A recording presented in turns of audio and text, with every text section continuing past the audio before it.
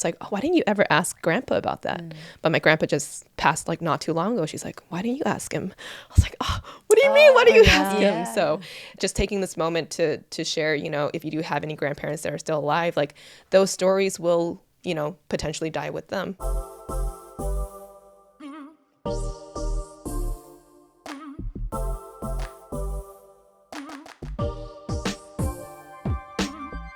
May is Asian American, Native Hawaiian, Pacific Islander month, and this month is very special to us. Every year we dedicate one episode on the podcast to talk through our cultural heritage, from writing letters to our parents' immigration story, and growing up as Asian Americans. This year, we thought we would dig a little deeper into topics that we are interested in, but just haven't really taken the time to look more into.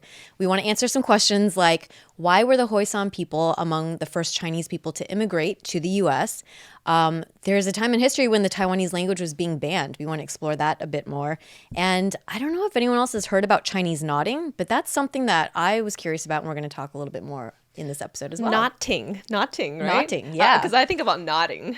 Oh, nodding. Like, oh my God, I did not even think. Yeah, no. Like with like yarn and different, it's a fine art or it's a craft. Ooh, so excited to hear all about that. Okay, I will start off today with what I want to share. So I wanted to share more about my heritage as someone who is from not me personally, but my family's from the Toisan region of China. So for those of you out there who speak Mandarin, you might know this as Taiwanese, or for Cantonese is Toisan, or my language is Hoisan. So Hoisanwa I always say it's kind of like Cantonese, but when I was doing some research, there's only about like a third of the people who are Cantonese speaking can actually understand Toisanese. So that's how distinct the two languages are. They're actually kind of different. Hoisan is in the southeast part of China. So if you want to like place it geographically, it's by Hong Kong and Macau. And I've always been super fascinated by the fact that of all the Chinese immigrants to come to the US in the late 18th century and early 19th century, Toisan was the first to do it. Yeah.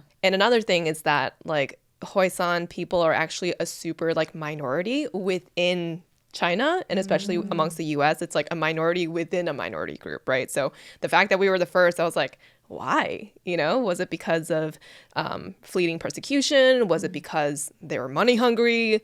Were they hungry? I don't know. Like, why did they come over here? So that's why I wanted to dig a little bit more into it and, you know, learn about not only my heritage, but also share it with you all as well. Okay, so ladies, I want to ask you if you dig back into your memory from like world history class, right? And this was probably like a blip in all of our history classes, but do you remember why Chinese immigrants came to the US in the first place? Yes. They came to work on the railroads. That's my memory too. Yeah. Yeah. Ding, ding, ding. Correct. Actually, I would hope most people know that by now, but mainly for the transcontinental railroads, for the silver and gold mines, for fisheries, and also later on for laundromats and restaurants. So when I was kind of digging into this, that was the case for the Toisan people, that it was mostly the railroads, the gold rush, and also just like pursuit of the American dream and its need for cheap labor. The Toisan region is actually a super rural community. Like when I went back, hella farmland. It's just like straight up kids playing and then there's an ox. Like super farmland. And they're like best friends, right? So back then, I think there was little economic opportunity. There was also ethnic conflict. And so because of that, a lot of the men of families, they would like pick up everything and just leave and go to the US to try and, you know, support their families. And even though they were making very little money, it was more than what they were making in China, right? So for decades, they would just be in America. And sometimes they wouldn't ever come back. And when I was talking to my mom about her grandpa, so my great grandpa, that was the case for him too. So towards the end of the railroad building, he did go over to the US to help. And that's like, we don't know much about his story, which is just kind of crazy.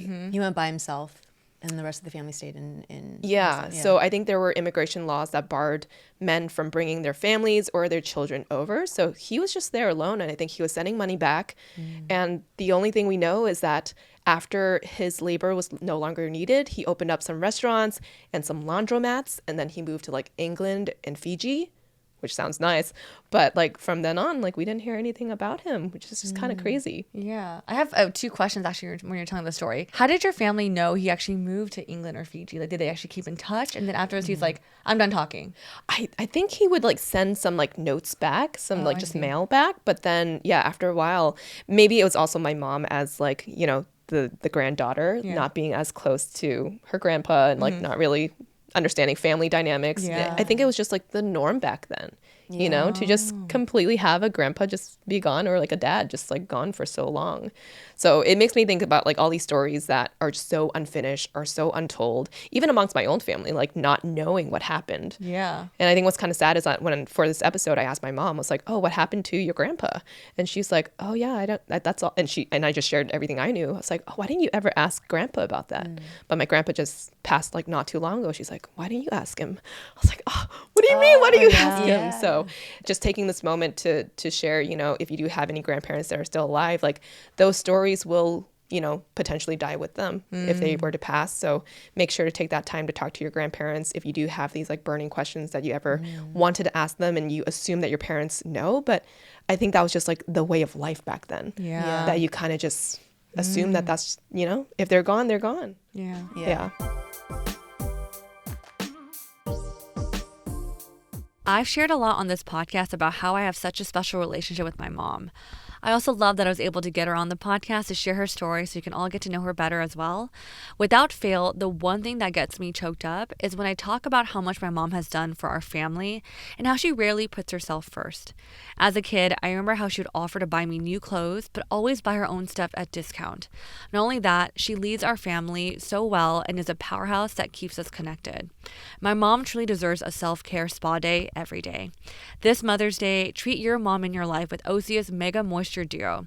It's a value pack that comes with their Undaria Algae Body Oil and Undaria Collagen Body Lotion.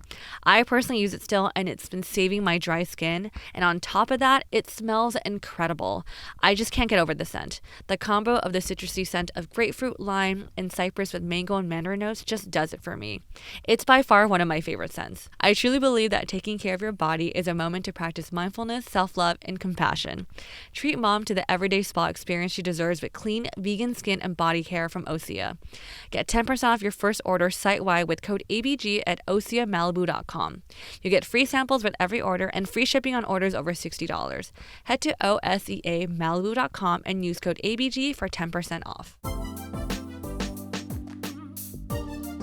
You're mentioning how the Toisanese people were the first to come to the U.S. and you said, well, they're actually within China, they're also like a small minority. How were they the first one to be notified about coming to America for the opportunities? Girl, I don't know. I actually find it super fascinating. Like, what? They're like, why them? Yeah. Why that? Yeah. Yeah. Well, based on, there's such limited research out there, and I did try to like go into like some deep dives, but I'm just assuming that because it was just such a rural community and they were, I don't know, maybe they were like targeted of like, cheap do you want to, cheap labor, and do you want to like make something for your family? And, you know, this idea of like making it big, like that's probably what drew them there. Yeah. I'm curious if your family had like family friends. Were there like maybe your grandpa was the only one from your family, but did he have other people from the village that also? I don't know. Yeah. I know again, these are like the stories that I wish I did know. Like sometimes I do see there was this like old grandpa that was in the LA Chinatown, and we would always go clubbing in Chinatown, and he was always sitting outside one of the bars. I guess he like maybe his family owned the bar or something. He would always be like sitting at the table.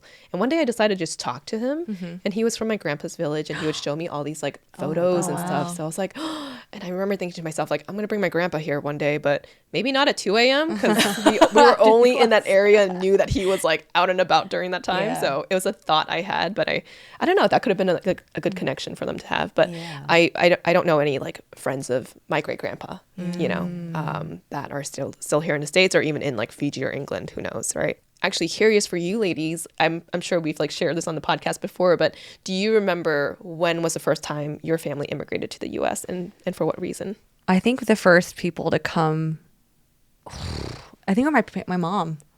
I think my grandpa's sister came first. She immigrated to Hawaii, so it was first Hawaii. Then my mom and her siblings came over, and my grandparents stayed in Taiwan. So probably like, I don't know, 70s, 80s. Yeah, that sounds about. Yeah. What was the draw again for Hawaii? Other than it being Hawaii? I actually don't remember. I need to ask my mom this. But I just know my mom came because my aunt was already there. Okay. Yeah. A lot of times it's like when you have family, they kind of pull you in. They do. Yeah. I know for both sides of my family, it was like my mom, my dad that came over for like more opportunity from Taiwan. But before they even came, I think my mother said that her father, so my maternal grandfather, did start scoping out the U.S. because he wanted to move the family there. But just she ended up getting there sooner with like a student visa. But they were already starting to plan to come over mostly for opportunity to be able to, yeah. So right now, my boyfriend Ray is actually watching Warrior. I love Warrior. I know you mentioned, like how much you like the show, and then the fact that you said that like your people were the first to come to like kind of stuff the Chinatowns and stuff. It makes me wonder like your perspective and your opinion on the show. I love that show so much. We'll definitely plug it in right now. So they actually debuted on Cinemax and then they got picked up by Max, HBO Max. And that's when I first saw it. 3 seasons.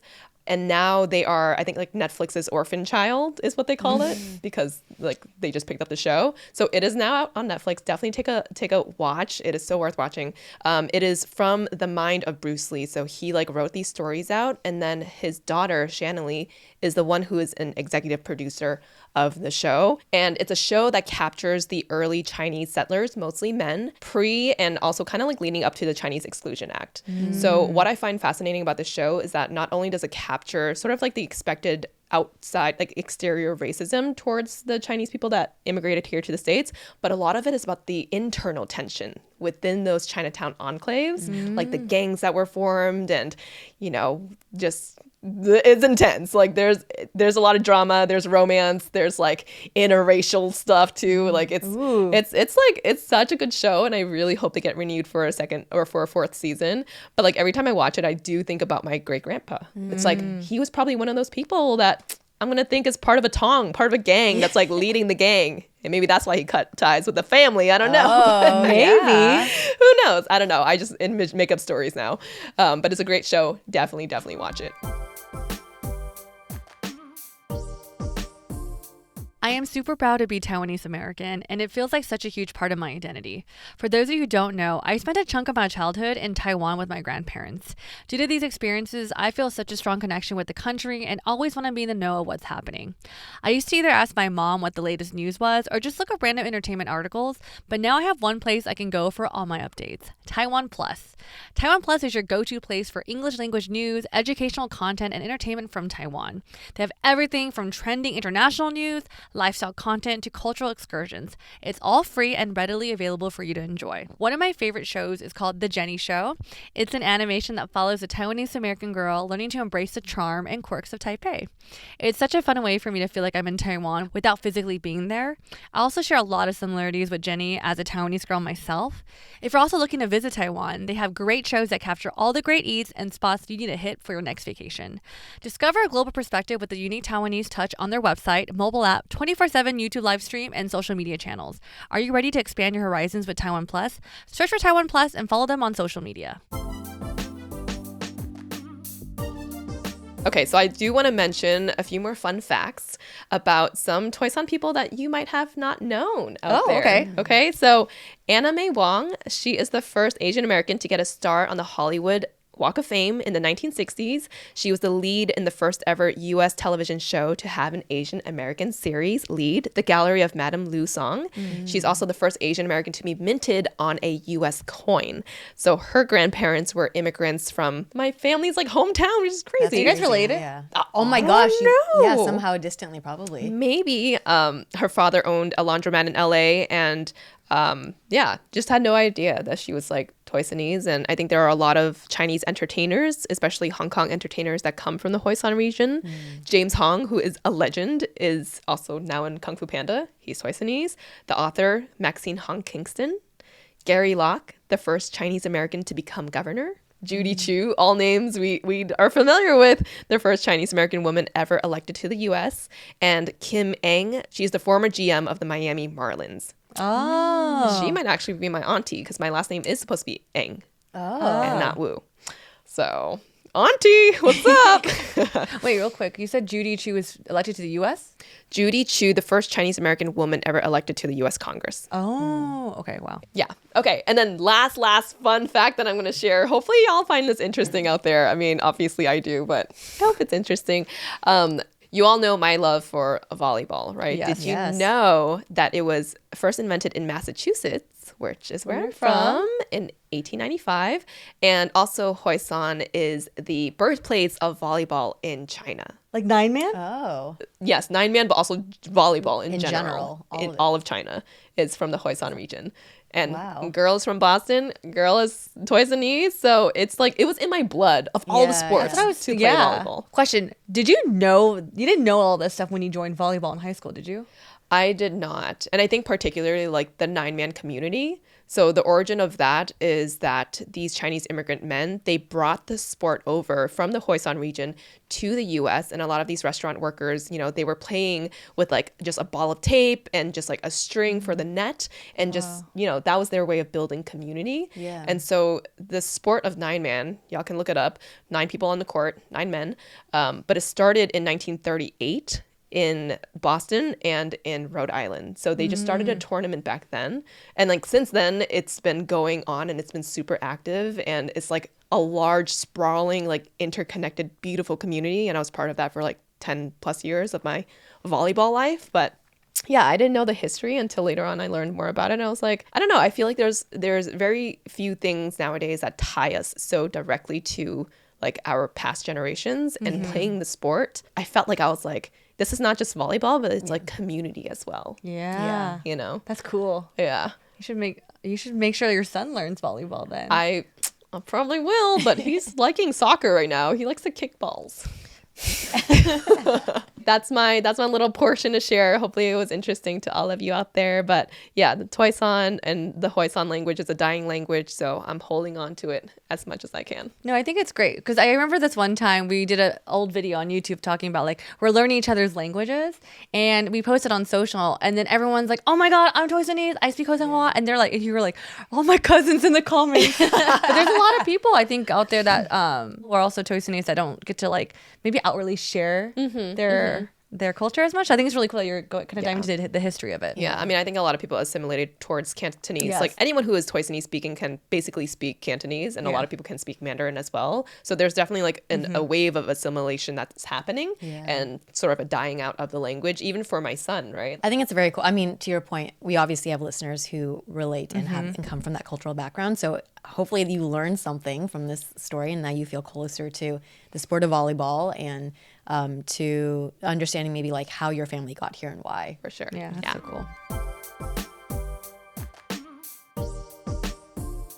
Do you know what the secret is to keep a baby's skin healthy? The secret is a diaper that doesn't leave skin wet. You've heard me talk about Pampers Swaddlers on our podcast many, many times now, and that's because Pampers Swaddlers is the diaper for healthy baby skin. Pampers Swaddlers absorbs wetness better than the leading value brand and provides up to 100% leak-proof skin protection and up to 0% skin irritation. And if you're a fan of Pampers, you've got to check out their new Pampers Free and Gentle wipes, which clean better than Huggies Natural Care and are 5 times stronger, so they resist tearing during a diaper change. With Free and Gentle, mess meets its match. And if you're like me and you love saving and getting rewarded for something you gotta buy anyway, like diapers, don't forget to download the Pampers Club app today and earn Pampers Cash. You can redeem your Pampers Cash for exclusive Pampers coupon savings and rewards. Try Swaddlers with new Pampers Free and Gentle wipes for healthy baby skin. For trusted protection, trust Pampers, the #1 pediatrician recommended brand.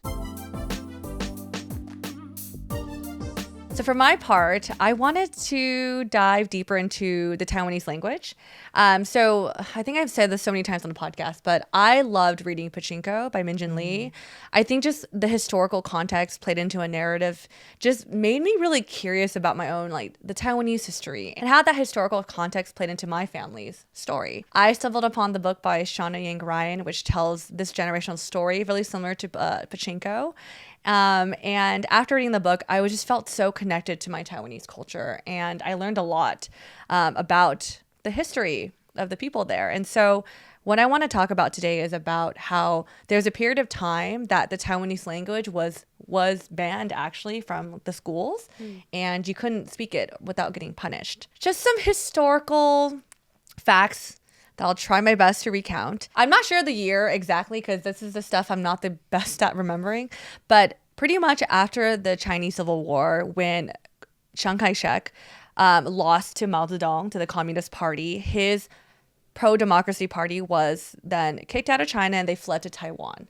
And when they landed in Taiwan, they pretty much kind of took over the government and everything. But the thing is, at the time, there's also people already living in Taiwan, that people that had been living in Taiwan for generations and spoke the language of Taiwanese. I think during that time was very tumultuous, especially there was a lot of tension with the native Taiwanese people and the I guess like the KMT party, mostly the government, the military. And there was a period of martial law that happened because I think, again, for the with the tension of the political party and the native Taiwanese people, there was pushback because they're like, you're taking over our land, you're taking over our government. And so a lot of like the scholars and like the scholars and poets and stuff would like start releasing articles or saying things. And I think the KMT party wasn't really happy with that because they're saying you're like pretty much promoting propaganda against our government and stuff. And I'm assuming that all the things that were released through like the scholars and the artists were in Taiwanese. And so they banned the language and they banned the language in a lot of the public schools. In the schools, they said you could only speak Mandarin. This is our main language. This is the language you're going to be speaking now. The students would be fined if they actually spoke Taiwanese or a little bit came out. So I was really curious because I was like, oh man, like, I wonder if my mom actually went through this period. So I called my mom. I was like, do you remember like ever getting in trouble for speaking like Taiwanese like in elementary school? Because in my household, we mostly speak Taiwanese with Mandarin being our second language. And she was like, yeah, I didn't get punished, but people in my classroom would get punished. And I was like, oh my gosh, like what was it like? She was like, you know, if it slip out, your teacher will call you out and they have to bring like a fee or fine the next morning just to pay the fine. She also said during that time it was, I think the schooling back then, they were definitely more strict. Like, yes, there's like the Taiwanese fine of speaking the language, but like back then in schools, like if you didn't get a good grade, you'll get spanked. Like it was like the punishment was a little bit different.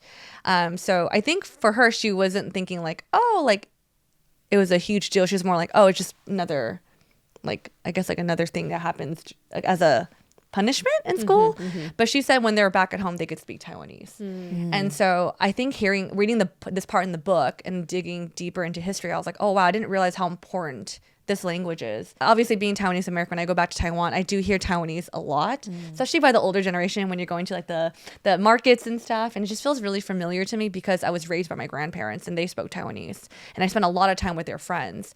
And I think hearing the fact that it could have been, I don't want to say it's an endangered language, but it could have been stripped away from our family's history. And I was like, oh shoot, like I need to I want to hold on to as much as I can. So whether it's like being surrounded by it, like hearing my parents speak it at home or like just going to Taiwan and like hearing it, for me, it always brings a little bit of joy to my ears. I actually remember I was at a Japanese market like a week ago and I usually hear Mandarin, like I'll hear Mandarin, but then I heard Taiwanese being spoken. I was like, and I went up to the lady, I was like, in my broken Mandarin, I said to her, I was like, when I said, when you speak Taiwanese, it sounds so good to me. I love hearing you speak.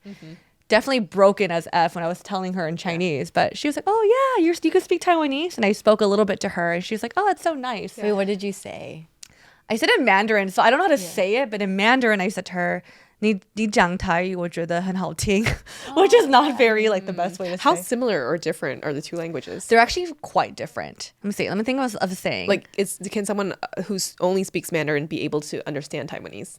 No, but you can recognize, because I understand Mandarin, but I don't understand Taiwanese. But I will recognize the tonation. But it's Taiwanese. I know it's Taiwanese, but I won't know what they're saying. You just know that it's Taiwanese, but you don't understand any of the words. Content of, Oh wow, so it's completely different. It is like like how do you say let's go eat? I say it really quickly. So Mandarin is 吃饭. Okay. Taiwanese is 加崩. Okay, very different. Or like so you'd be like, I need a pee. Oh, I can't. I know how to say. I need to go to the restroom. Yeah. So I need to go to the restroom in Mandarin. That's a little more classy, yeah. It's mostly because I can't say pee in Taiwanese. But in saying I want to go to the bathroom in Mandarin is a wild treatment. Oh, sorry. I want to go to the bathroom in Mandarin is 我要去厕所, right? Sorry, I have a very strong American accent. In Taiwanese is 我要去便所. Oh. So it's like a little bit. Okay, a little bit. It's Okay, a little bit different. I wanted to hear, like, what are some phrases that are like from your childhood, either that you heard your grandparents say a lot or Oh yeah, I actually love this question. So 2 things I heard a lot is when I would go visit my great-grandparents, my atzol, that's how you say it in Taiwanese, in the countryside, they always say, Melody, go tell them dinner's ready. There's definitely like, I couldn't really communicate with them that well, but I'd be like, atzol, japung, and I'll do this, like to signify eating, because they're also really old. I'd be like, japung, and they're like, oh, okay. So japung is something I always like said a lot, because I think sifan, or like time to eat, like sikfan, is just a common thing you say so much in the Asian culture. Another thing I remember is good morning. Because I would go in the mornings with my grandpa and my grandma. We'd walk around like the markets to pick up like groceries or just like saying hi to the neighbors. It's gaoza. I think it's how you say it, gaoza. And I was like, raised it, yeah. So I was like, as a kid, I just remember like hand in hand going with them. So those are 2, like, I guess like sayings that kind of just bring back memories for me. I asked my mom, I was like, is there a reason why you still speak Taiwanese in our household? Is, you know, because she immigrated here. Like, I told her that the language could easily be lost between me and my brother's generation. And she just said like a very simple answer. She's like, it's my culture. It's my identity. Like, I can't, it's just part of who we are. So she's like, I'm going to speak it. Like, it is what it is kind of thing. Yeah. Even if they try to change that, like her dialect in school, it's like, this is the one that you're going to be teaching or learning from now on. She's like, okay, well, this is what I know. Yeah. Right. Yeah. And my mom said something else that's kind of interesting. She said she was talking to another, maybe like a Mandarin speaking friend. And she was like, oh, wow. Like the person said to her, like, she's like, you have no accent with your Mandarin. And my mom's like, huh. She's like, oh, it's because in school, Mandarin was the language I had to be taught. Because I guess in Taiwan, there's a saying with the older generation, there is something called Taiwanese Mandarin. So when you hear like the native Taiwanese like elders speak Mandarin, there's a little bit of an accent. So it's called my mom says it's like Taiwan Zhongwen or Taiwan Guoyi, which is like Taiwanese Mandarin, because they say things with a little twang that's just a little bit different. And so I was like, oh, I didn't recognize that, but I don't know. My mom called it out. I was like, oh, it's true. Like when I hear my grandma's sister speak Mandarin, there is a little bit of a I guess like a slang or like a, what is it called when there's slight accent? like an accent. There's an accent. Yeah. So that's my part I wanted to share. I think nowadays I'm just trying my best to like, whenever in Taiwan, I just sit there in conversation a lot just to soak in what they're saying. And I think fun fact that I've shared multiple times is that I do understand Taiwanese more than I understand Mandarin. A lot more. And you can speak Taiwanese better than Mandarin. I can speak Mandarin better, but I understand Taiwanese more. Oh, okay. Yeah. Oh, that's so interesting. I know, which is, I think it's just my grandparents. Yeah, because usually it's the other way around where it's like you can't speak it, but you can understand it, but you can speak Mandarin but not understand it as much. Yeah. So it's like almost like the opposite. Yeah. I think it's like if you were to have a whole conversation, I could pick up generally like what the Taiwanese conversation is. But in Mandarin, there's some fancy big words. I'm just like, what does that word mean? Like I don't get it completely. I see. Maybe you're more conversational in Mandarin. Or, I am. Yeah, I don't. I don't know. Yeah. Oh, that's so interesting. Yeah. Anyways, that's my story. Thanks and for my history. sharing. Yeah. Yeah, I didn't thanks know for about sharing, though. Yeah. I'm curious to hear your story. Chinese knotting. Yes. Okay. Nothing. So when we were kind of brainstorming for this episode, I've shared on my mini show now that this year for me, I am trying to focus more on play, right? Yeah. Engaging in activities that are purely for enjoyment and not for like productive purposes. And when I think back to growing up, what activities did I enjoy a lot? I was really into arts and crafts. I think around the generation we were like elementary school, junior high, there was a trend of making like friendship bracelets. Did you ladies? Yes. So we would make, we would like braid like the friendship bracelets. And I remember also like growing up, I would, my aunt babysat me and my cousins and my sister a lot. And she would do a lot of these like, this like kind of string craft. And I was like, oh, what is that? And it's called Chinese knotting, which is also translates to 中国节. And I have some photos. Oh, doing a presentation. I think some people will recognize this too. If you're not on the YouTubes, make sure to hop on. Yeah, hop on and take a look. But it's not, I have black and white for these photos. black and white photos. Historic. Super like analog here. But if you've seen these kind of like trinkets around there, it's very popularly associated, I think, with like Chinese culture. Yes. They're made from like satin, different cords, and they're basically all these different knots. And my aunt used to like make a whole bunch of these when we were, I'll pass them around. Yeah, when pass she them would around. babysit. And these are a little bit more yes. traditional, and the knots have certain significant meanings, and they're meant to represent different things you would hang around the house, or like maybe on the dashboard on the car mirror. We have one. Yeah, it represents like prosperity or wealth or like good luck. But she would also have fun and like create non like maybe like Cultural. Chinese cultural things. Like this is hard to see, but it's like little shrimp. This is actually photos of your aunt's work. Yeah, these are all photos of she had a lot. I messaged her, I texted her, I was like, oh, Ai, like I'm gonna be talking about this on the podcast. Can you send me some of your stuff? And I got like 50 photos of just like she's like, finally someone's recognizing my work. But she was really talented, and she did like there's like shrimp, and then this is like I think like goldfish or something, and then roses like in a bouquet. There is like for a while the Pink Panther is really popular, so she would like create little trinkets and then like give it to me and my cousins as like for fun to play around with. And her masterpiece that she did is this like dragon that actually was like up in my grandparents' house still. Wow. Like, you know how you put like different displays, and you can't see it on the black and white, but it's done with like a gold satin cord, and she used like wiring and stuff in it. So that is so cool. It made me think about kind of hobbies that I enjoyed when I was younger and what I was around growing up. And if you also are Chinese American and you had aunts or uncles, or maybe like your parents or your mom was really into doing this, you might recognize some of this art and this craft.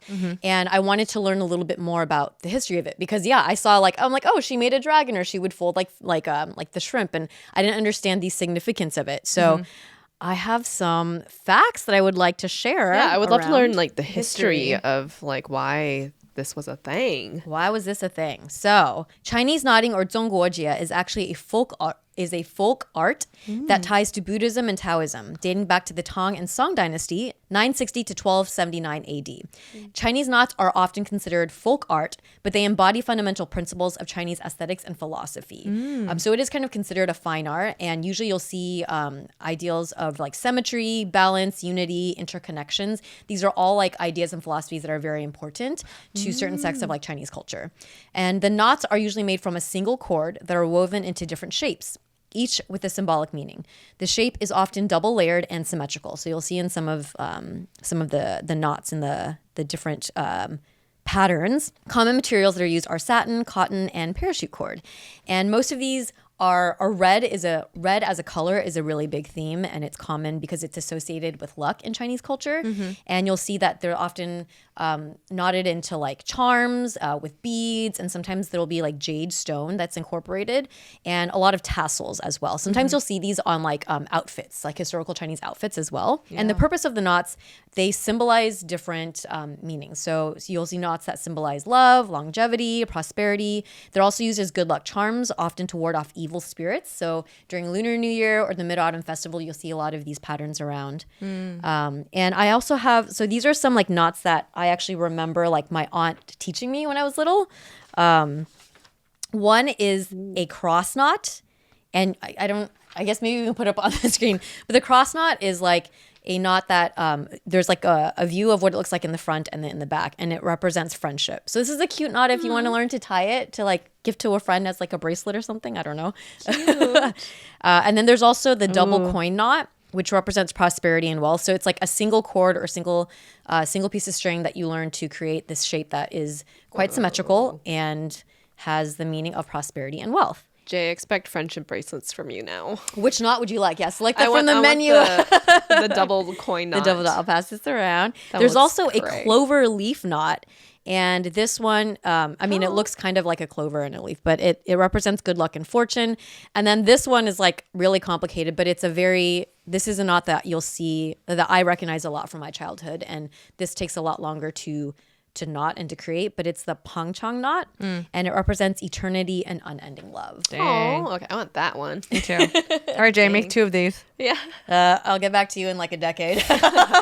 It might take a while. Wow. You know what's crazy? So as we're kind of preparing for this episode, you're mentioning how you wanted to talk about this topic, and I was like, oh, and I Googled it myself, and I didn't recognize like how familiar Chinese knotting is to me. I was like, oh wow, I see this everywhere. Like I have this hanging in my house. Yeah. I didn't recognize it. And I was like, oh wow, this is like just part of the culture. Yeah. Yeah. Dang. I mean, now that you've done like this research, what is something that you didn't know before? Because you did this as like a kid, right? Is there something new that you've learned? Yeah. So, I mean, first of all, just knowing that it was like a fine art and folk that had like its roots in certain Buddhist and Taoist ways of thinking and philosophies. There was a huge like functional aspect of it in history.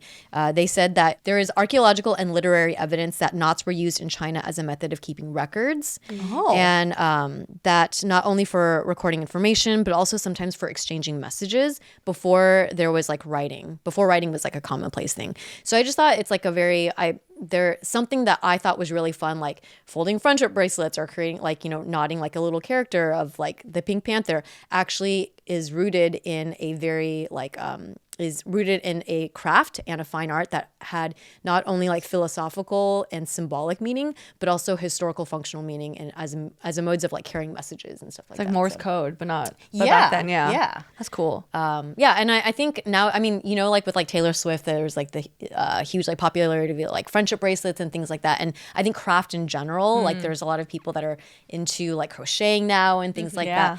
Knowing that there is like this historical root within this craft that links back to my culture was really fascinating for me. Yeah. So. And then Jay, you mentioned like growing up, I think you've always been into art. Like I know you're into like pop Arts and art now. crafts, Yeah. Would you say like that was the beginning of like that interest? I mean, whether you want to say it's a beginning or an influence, but like definitely like I grew up around a lot of crafting because that aunt and my grandmother as well, like this is like one type of like, I guess like craft that they would do, but they were always like sewing and making things. And so, I guess that is probably a part of like the stuff of like natural hobbies that I would enjoy as well. Yeah. Is this something that you want to continue like with future generations and actually learn to do, yourself more of? Yeah, it's a great question. I don't know that I myself will like get into it as a hobby again, but I think like knowing that there's a significant meaning behind some of these like decorative pieces, like these are items that I would want like in my home in some place or like to be able to like have that as a way to have it as like a form of something for my kids to know about. Yeah. Or when they have like, because I know like they go to school and you have to like show and tell some part of your culture. Like this would be a thing that I would like tell my kid like, hey, this is a bit of your historical like the root of where you come from and some of the meanings behind the crafts. Thank you for sharing. I didn't know, like I mentioned, like I didn't know this is my house, and I know the meaning now. Yeah, I think the purpose of today's episode is just to share a little bit more, like deep dive more into topics that we were interested in. And if anything, like my takeaway is just appreciation for so many of the things that we take maybe for granted or that we see often. Like I did not know about, the Taiwanese language being something that was restricted in schools. Or I see these shapes in my house too, like all the time, and especially around like Chinese New Year, it's everywhere, right? But seeing it and noting that it does take, there's a person behind it like doing it, and it is an art and a craft, and there's history behind it. I think that's super cool. Well, thank you so much for joining us for today's episode. We hope this episode encourages you all to kind of dive deep into your family history.